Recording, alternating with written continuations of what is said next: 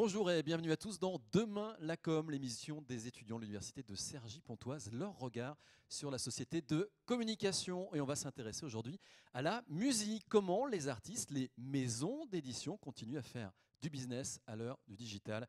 Et on va en parler tout de suite avec Camille. Bonjour Camille. Bonjour Olivier. Et on va s'intéresser avec vous au big data. Comment le big data révolutionne l'industrie musicale. Tout à fait. Alors Olivier, saviez-vous qu'en 2013, Spotify a réussi à prédire les gagnants des Grammy Awards, donc la célèbre cérémonie américaine qui récompense chaque année les meilleurs artistes de la musique? Je ne le savais pas. Tout à fait. Donc, le 5 février 2013, le service de streaming de musique en ligne Spotify affirmait que si les résultats des Grammys reflétaient les goûts de ses utilisateurs, il pouvait prédire les gagnants en avance. Et donc, sur 6 pronostics de récompense, 4 étaient justes.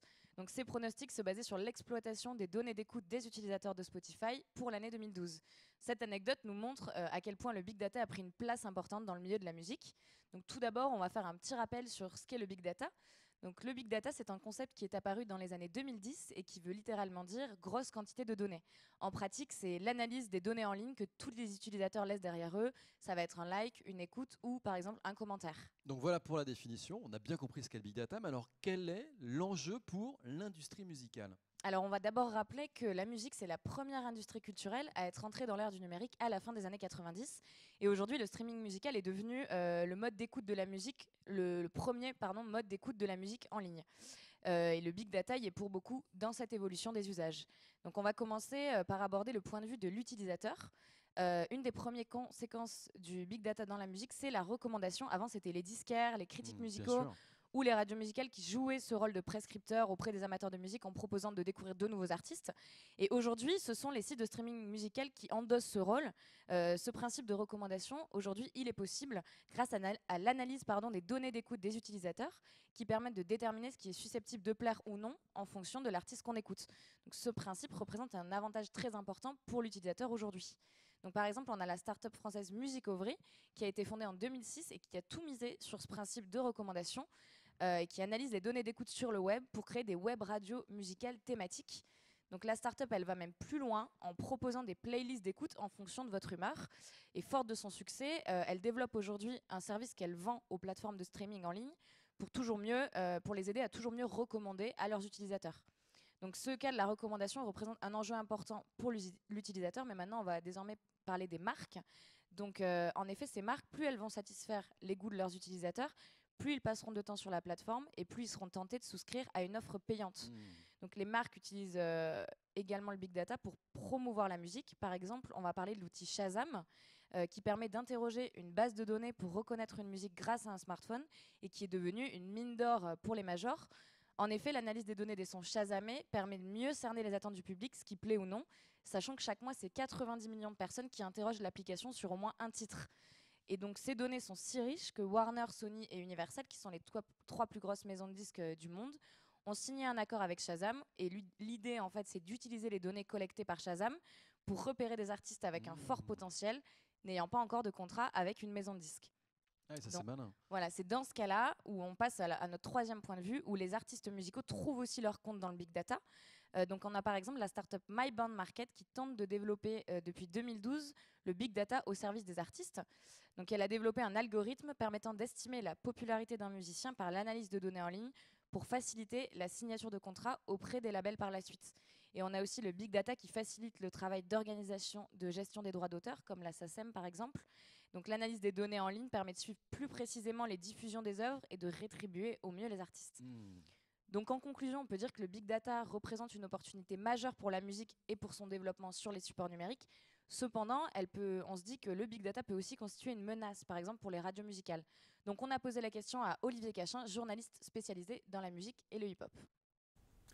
Alors, est-ce que le streaming est une menace pour les radios musicales? Déjà, je crois qu'on a passé une étape là aussi où on ne peut plus dire, parce qu'il y a quand même eu un moment où on disait en gros la gratuité va tuer la musique. Bon, on sait maintenant que la gratuité de beaucoup de choses sur le net, ça a effectivement fait changer le disque.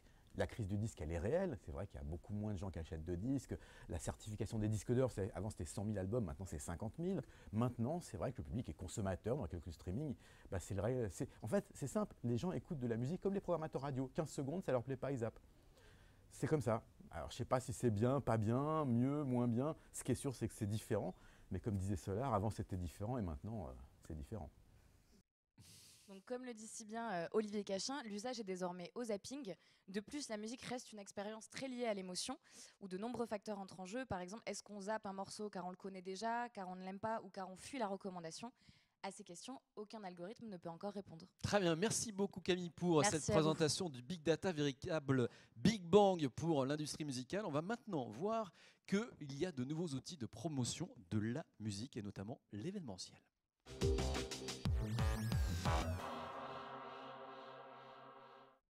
Et j'accueille Sarah. Bonjour Sarah. Bonjour Olivier. On va parler avec vous de l'événementiel. L'événementiel permet de faire vendre du disque aujourd'hui.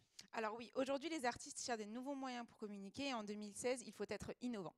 Donc la tendance en ce moment, c'est de sortir un projet, mais pas seulement, il faut créer l'événement autour et surprendre. La première personne à avoir créé le buzz autour de la sortie de son album, c'est une Britannique et elle s'appelle Adele. C'est en Angleterre le 18 octobre 2015 que pendant la pause de la célèbre émission X Factor, il n'y a pas eu de pub, on peut seulement voir les paroles défiler en gros caractères, tandis que la voix de la chanteuse entonne les paroles « Hello, it's me ». Aucun indice n'est donné, ni le nom, ni la date, ni même la chanteuse, mais tout le monde a reconnu Adele. Pari réussi, car l'album 25 s'est vendu à 15 millions d'exemplaires en seulement 6 mois. Ah oui, ça c'est fort. Et depuis, tout le monde veut faire la même chose. Voilà, tout le monde cherche à créer le buzz. Prenons l'exemple récent de Rihanna. Pour la sortie de son album Anti, elle propose de résoudre une énigme autour de son album. Une énigme qui est découpée en 8 vidéos publiées au compte-gouttes. Rihanna se trouve dans une maison avec 8 pièces à ouvrir et seulement une seule clé. La dernière pièce révèle Anti son nouvel album et petit à petit, elle crée l'envie et le suspense. Nous avons aussi d'autres artistes comme Kanye West pour la sortie de son album The Life of Pablo. Il a décidé de louer le célèbre Madison Square Garden à New York pour y faire un concert et en même temps dévoiler sa nouvelle collection de marques de vêtements. Il n'a pas fait que cela. Pour marquer le coup, Kanye West propose aux fans de deviner l'acronyme de son album qui est TLOP. Et la personne qui réussit à trouver l'acronyme gagne des tickets pour assister au concert et rencontrer l'artiste, mais aussi écouter le nouvel album.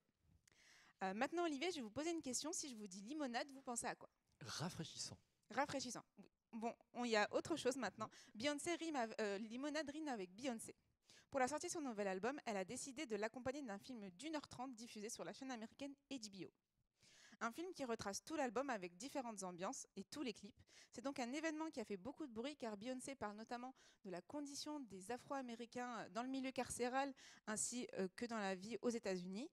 Elle livre aussi des secrets sur sa vie de couple qui n'est pas aussi parfaite et lave son linge sur son album. Maintenant, je vais laisser place à DJ First Mike, DJ pour la radio Move, qui va nous expliquer comment ces artistes communiquent aujourd'hui. Pourquoi le storytelling pour Rihanna et Beyoncé? Je pense que, elles en ont besoin pour que les gens puissent s'identifier aux chansons rapidement. Et vu qu'elles sortent leurs albums sans promotion, sans rien, du jour au lendemain, c'est important pour promouvoir tout un album de raconter une histoire, tout simplement. Et le storytelling ou les mini-films qu'elles font, les courts-métrages et tout ça, tu t'appropries mieux l'album avec de l'image que si tu écoutais tous les sons d'un coup, surtout que tu as des sons un peu chelous dans Lemonade qui sont pas hyper évidents. Et quand tu as le visuel et l'histoire avec, c'est plus simple de réécouter l'album et de l'acheter après. Voilà, pour promouvoir un album, aujourd'hui, il faut raconter une histoire. Vous nous avez raconté une belle histoire sur cet outil de promotion qu'est l'événementiel. Merci beaucoup, Sarah. Merci à suivre, un nouveau phénomène en musique quand les artistes se passent des intermédiaires.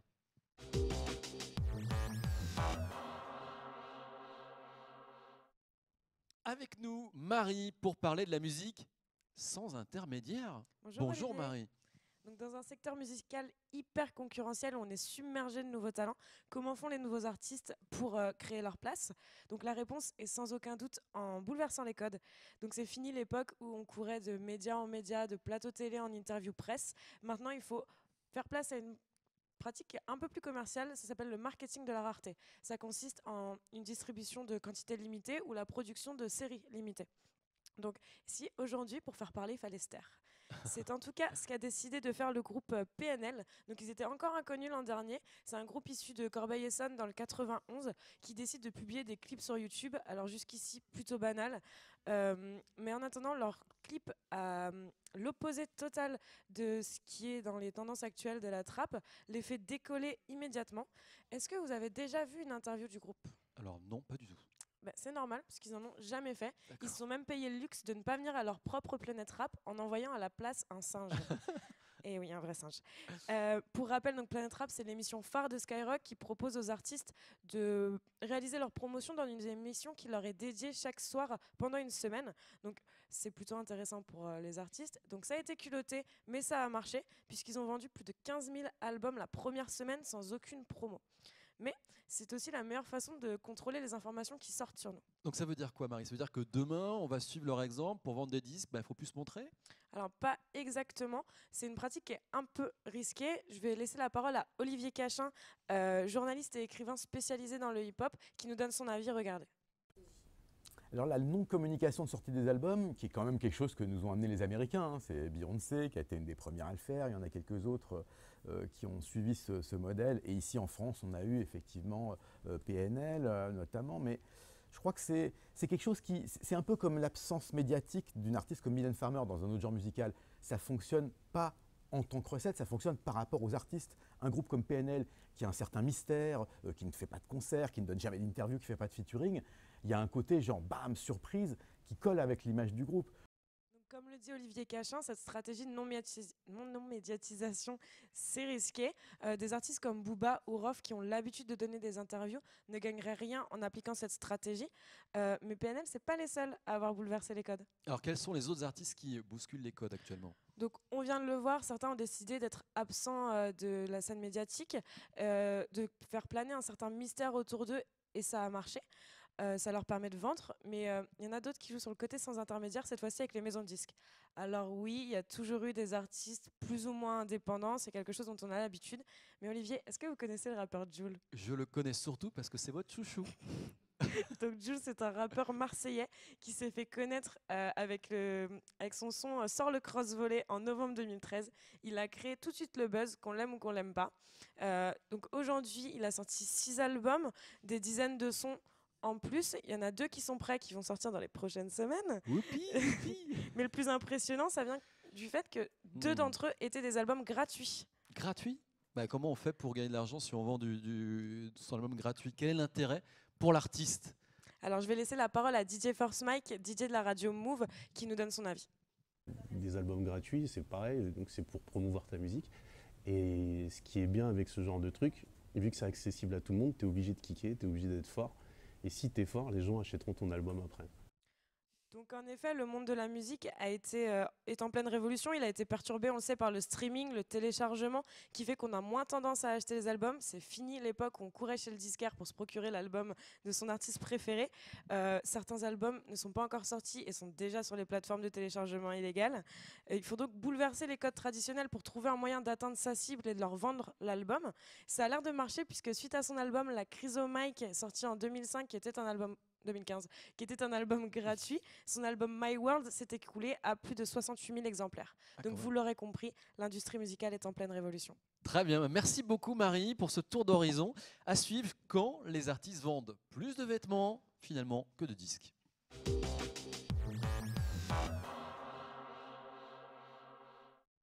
Et j'accueille Ajar. Bonjour Ajar. Bonjour Olivier. On va voir avec vous, oui, les artistes aujourd'hui, ils vendent peut-être plus de vêtements que de disques, de produits dérivés en fait. Exactement, mais pas que des vêtements, vous allez le voir. Est-ce que vous connaissez le champomis? Le champomis, on ne peut pas faire une fête sans champomis.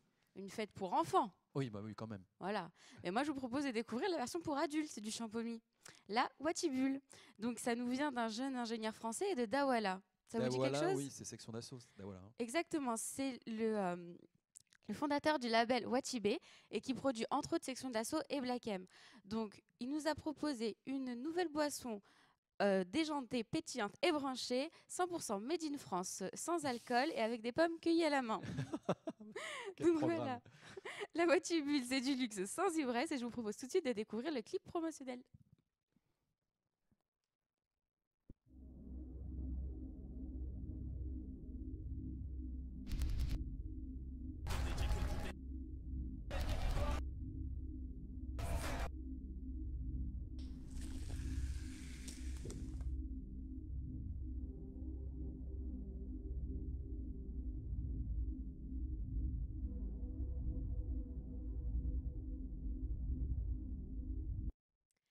Alors, vous l'avez compris, la Watibule, cette nouvelle boisson est top. Mais qui fait la, mais qui fait la com de cette boisson? Eh ben, c'est les rappeurs eux-mêmes dans leurs clips. Un Je vous vrai propose de business. découvrir quelques clips et on va essayer de voir à quel moment on retrouve la Watibule. Et oui, parce qu'ils font du placement de produits dans leurs propres clips, les rappeurs. Alors, Exactement. est-ce qu'on la repère, cette Watibule? Ah, la voilà, j'ai trouvé. Et de une. Et de deux, là. Ouais.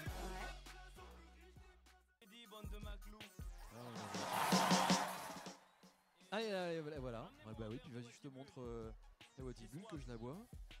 Eh ben, dis donc. Et là encore. Voilà, donc on le voit bien, c'est un vrai business, c'est du placement de produits. Ils se gênent pas, ils font la promo dans leurs clips qui passent sur toutes les chaînes, sur YouTube, etc. Vous avez tout compris. Ils font la promo de leurs produits. Alors, on va passer à un nouveau rappeur, enfin, ancien rappeur, mais nouveau produit, avec Booba. Donc, Booba est à nouveau un peu papa. Ah ouais, Oui, mais pas un enfant, mais deux nouveaux produits d'ampleur dans le monde de la musique. d'accord. Le premier, est-ce que vous savez ce que veut dire OKLM? Au KLM, c'est au calme en SMS, au calme. Exactement, mais pas que. OKLM, c'est surtout le gros succès de Booba qui est en 2014. Et il a donc décidé de créer OKLM Radio. Donc la radio française dédiée au rap. Et il veut concurrencer avec cette nouvelle radio Skyrock, qui est pour le moment la chaîne numéro 1 du rap français. Rien que ça. Et oui. Donc bon, il s'arrête pas là. Il veut aussi créer une télévision. À votre avis, son nom? Allez, au KLM TV, dans la continuité. Exactement, voilà, OKLM TV. Donc Booba va aussi être sur les ondes télé avec une chaîne dédiée à la street culture et au rap. Et il lance pour ça un casting sur les réseaux sociaux pour dénicher les nouveaux talents qui seront ses animateurs. Bon, si je vous ai parlé de Booba, je vais vous parler maintenant de Rof. Alors Rof aussi, on le connaît pour sa marque de prêt-à-porter distincte, mais aujourd'hui, il essaye de conquérir un nouveau secteur d'activité. À votre avis? Le parfum, l'automobile. Non, on n'y est pas encore, mais presque. Hein. Non, non, cette fois-ci, Rof a collaboré avec Dagnou afin de créer un nouveau smartphone nommé le Surnaturel R500. Alors, très important, le R en majuscule pour représenter bien évidemment son fondateur, qui est Rof, avec un petit R derrière qui s'illumine, un petit truc un peu design. Voilà, on aime ou on n'aime pas, on verra si ça fonctionne. Et pour terminer, on a vu beaucoup de rappeurs français, mais il faut savoir que ce ne sont pas les seuls. On a aussi les chanteurs de la scène française comme Matt Pokora, avec un restaurant qui s'appelle l'Alpin, Ah oui, situé à Annecy. d'accord. Ou encore Shaim, avec sa marque de prêt-à-porter en ligne, Azayam. Sa ligne de vêtements, d'accord. Voilà. Donc la majorité des chanteurs aujourd'hui et des rappeurs ont bien évidemment chacun leur marque de vêtements, mais ils s'ouvrent aussi sur des nouveaux secteurs. Donc on l'aura bien compris, sur la scène musicale française, nos chanteurs sont aussi des entrepreneurs. Très bien. Merci beaucoup, Ajar. Merci. Voilà, Demain la com, c'est terminé. Merci à nos autres chroniqueuses, Camille, Sarah et Marie. Voilà, toutes étudiantes de licence pro communication de proximité et médias numériques. On enregistre ici depuis leur plateau à Sarcelles de l'UIT de Cergy-Pontoise. À très vite pour un nouveau rendez-vous de Demain la com, l'émission des étudiants de Cergy-Pontoise qui regardent la société de communication.